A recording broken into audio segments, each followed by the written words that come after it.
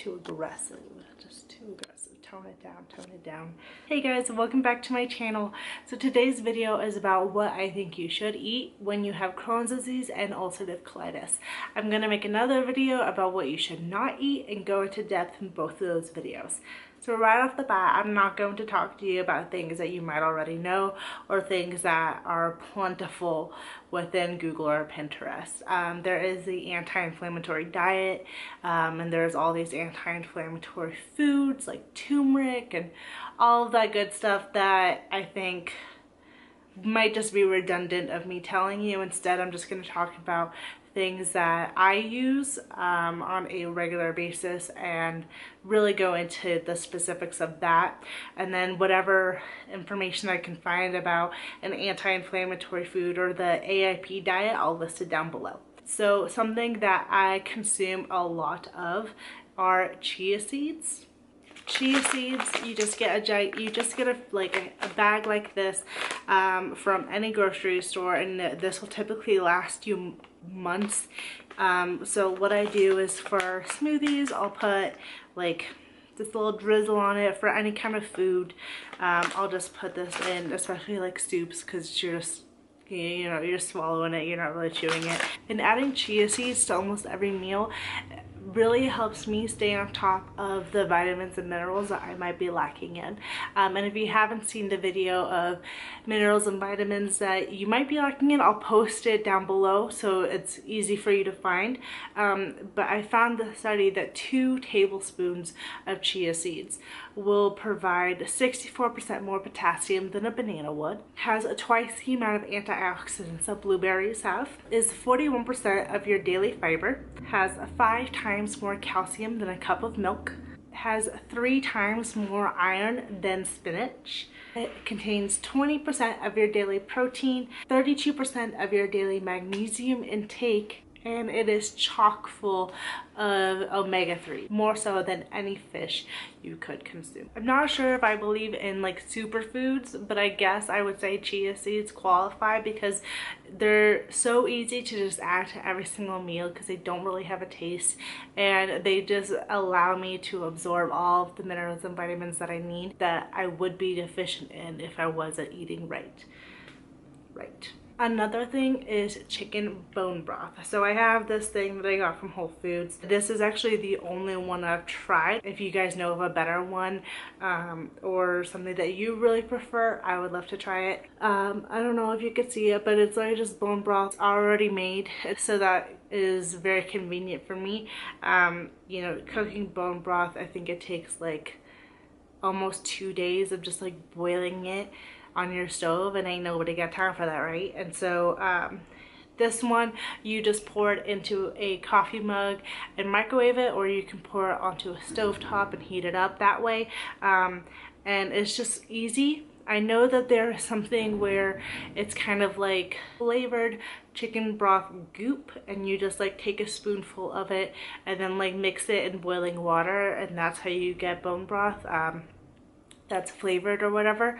And I haven't been able to find that. I'm interested to try out the different flavors, so if you guys recommend anything, please leave them down in the comment section so I can try it. But the reason why bone broth specifically for Crohn's and ulcerative colitis is just so beneficial is because it's very high in collagen. Not only does collagen keep your teeth and joints strong and healthy and keeps your skin glowing, preventing wrinkles, collagen is a huge anti-inflammatory property. When bone broth is made, it's broken down into collagen and gelatin, and those two are amino acids that help reduce inflammation but also keep the integrity of your gut lining. So if you are prone to fissures where the intestines of your wall kind of separate or start to tear, the science out there as of right now, there's, you know, still doing a bunch of research that bone broth not only will keep the gut lining that you have right now as strong as it can, but there are some hypotheses that bone broth with the collagen will help close tears. I read somewhere that it has the ability to heal the holes within your intestinal wall. For that, I mean, that kind of sounds too good to be true, but it's not gonna hurt, right? It also has hyaluronic acid, calcium, and magnesium, and it's going to be great for your joints. So if somebody with RA wants to try this out, that would be super helpful. You know, you could do like a cup of bone broth a day, and you do it for a week and just give us an update report, see how it made you feel. Maybe it'll help others, right? That's kind of the point of this channel.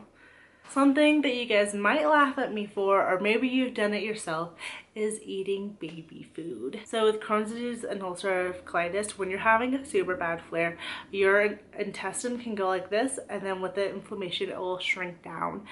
So not much food can be digested. Typically doctors recommend a fiber-free diet because it's just easier to digest. No vegetables really. You know, I'm not a big fan of that. I do want to eat my vegetables, they just make me feel a lot better. And so I highly recommend getting mashed food. And the baby section is the best way to get it, where you can get mashed peas. And there's now coming out with kind of like adult, or I guess like older kid products, where they're in like squeezy bags, and it might be like mashed berries and spinach with chia seeds, and you just open up the cap and you just like walk around with it basically. It's kind of like a Go-Gurt, if that makes sense. Not the shape, but the like idea of it is that you open up the cap and you just like squeeze it into your mouth. And I use them all the time. Unfortunately I don't have any to show you the brand that I use, but highly recommend getting your fruit and vegetables pre-mashed in the baby section. Last but not least, I highly recommend drinking teas that have dandelion root.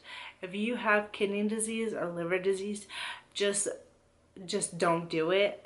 Speak to your doctor before you do anything, because there is studies that excess amount of dandelion root can really upset your kidneys and livers. Dandelion root is high in vitamin A, K, C, iron, and magnesium, all the things that you might be deficient in. It is a soluble fiber, meaning that it's very easy for your body to digest because it's water soluble, and it helps maintain a healthy gut bacterial flora. There's research that dandelion root could help inflammation, and there's also very small research done that if you have ulcerative colitis or Crohn's and diabetes, it might help regulate your insulin levels. The reason I drink dandelion root is because I had a very bad kidney infection and I was hospitalized for 5 days. Like, it's pretty dramatic for me to say this, but all around it was just the worst experience. At that time I missed spending Christmas with my family, and I felt like it was just so stupid for me to be hospitalized, you know, that I eat pretty healthy. I'm not a big drinker of alcohol or coffee or anything like that, but I had a horrible kidney infection, and if I could do anything to prevent that and help cleanse my kidneys and livers, which dandelion root does, to prevent anything from the strong medications I'm taking, then I'm very happy about it. I know that I think Humira, please correct me if I'm wrong, I think Humira is one of the biggest biologics that would attribute to kidney stones. And so if you're on that and your doctor says it's safe, I would recommend drinking a tea that has dandelion root with it, because you know it might help prevent kidney stones. But please speak to your doctor before you're doing anything like that. Those are the tips that I have for what I think you should be eating when you have Crohn's or ulcerative colitis. It's very specific stuff. It isn't like, you know, the AIP diet, and frankly I tried it for a few days and it was pretty strict, but I was thinking that maybe we could all do a challenge, like we all choose a month and we'll stay dedicated to the AIP, and I'll come up with some recipes or something and post those, and we'll just see how it works out. I could be a guinea pig, so just let me know if that's something you're interested in and we'll figure it out. But I figured just bypassing that and talking about very specific things that I do might be more beneficial, because it's personal and I could tell you why I do what I do, instead of just going off a list.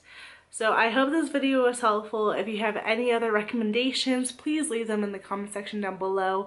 And remember, you are never alone. I'll see you in my next video. Bye.